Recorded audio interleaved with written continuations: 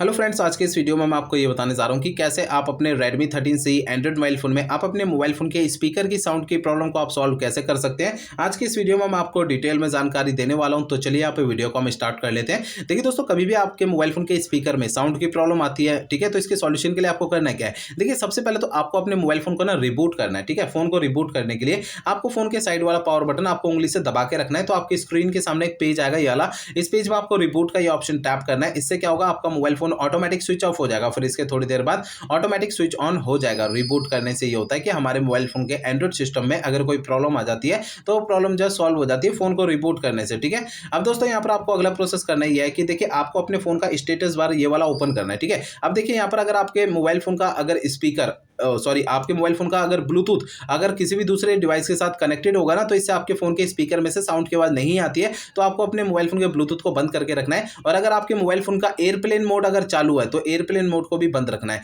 और अगर आपके मोबाइल फोन अगर साइलेंट मोड पे एक्टिवेट है तो साइलेंट मोड से फोन को हटा के रखना है, ठीक है ना। देखिए दोस्तों, ये जो स्टेटस बार मैंने आपको 3 सेटिंग बताई ना, इन तीनों में से कोई भी सेटिंग अगर आपकी चालू रहेगी तो इससे आपके फोन के स्पीकर में से साउंड की आवाज नहीं आती है। तो इन सेटिंग्स को आपको तीनों को बंद रखना है, ठीक है ना। इन्हें आपको तभी चालू करना है जब आप इनका यूज करेंगे, बाकी टाइम इन्हें बंद करके रखना है, ठीक है।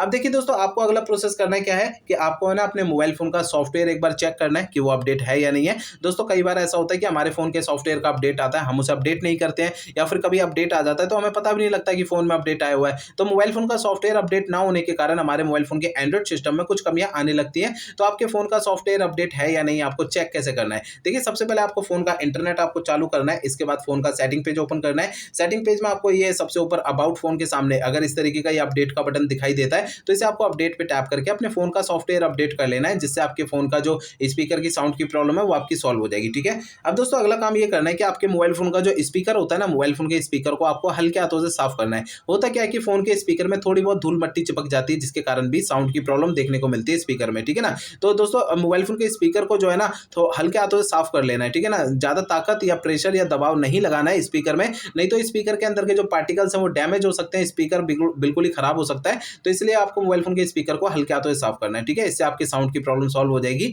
अब दोस्तों, यहाँ पर आपको अगला प्रोसेस करना ये है कि आपको अपने मोबाइल फोन को है ना रीसेट करना है। देखिए दोस्तों, मोबाइल फोन को रीसेट आपको तब करना है जब मेरे बताए हुए पिछले प्रोसेस कोई भी अगर काम नहीं करते हैं तब आपको फोन को रीसेट करना है, अदरवाइज फोन को रीसेट करने की जरूरत नहीं है, ठीक है।